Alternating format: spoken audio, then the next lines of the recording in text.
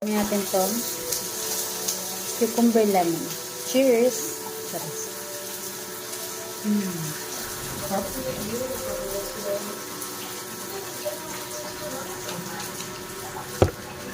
Hi guys! For today's video, gagawa tayo ng cucumber lemonade and magamit ako dito ng pang-grater ng cheese at ito ang ating cucumber. Ayusin muna natin yung dulo. Dito tayo mag-start. Yan. Sama na rin na natin yung balat, diba? Ito. Kung wala kasi kayong food processor or blender, kung meron naman kayong pang-grater ng cheese, pwede pa rin yung gamitin. Ano siya?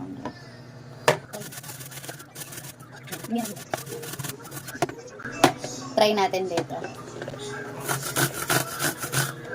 Mas mabilis siya. So, medyo masakit na lang to sa braso kung marami kayong gagawin. Diba? Ayan. Ayan kakalabasan niya kapag ito yung ginamit mo. Diba? Walang sayang. Tapos na.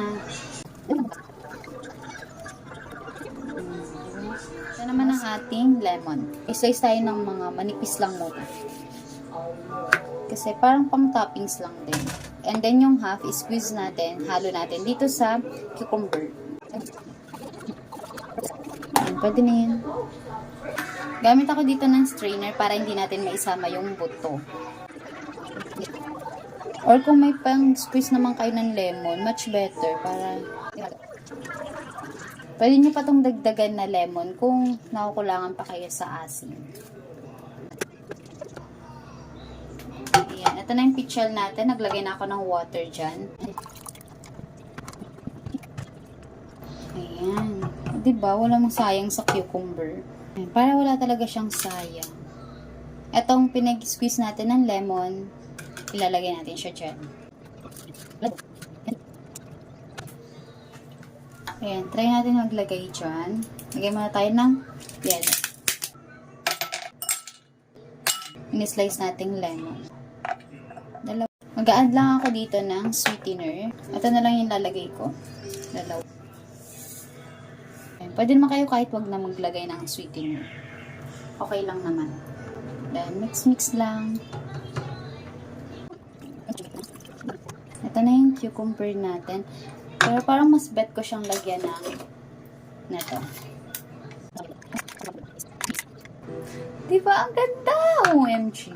So, itry nyo na rin to mga mare kung nag-iisip kayo ng refreshing drinks. Napasok sa low carb. This is our simple cucumber lemonade. Cheers! Grabe, ang sarap. Sobrang refreshing. Try nyo na rin to, Mars. Ang refreshing niya and ang sarap talaga niya.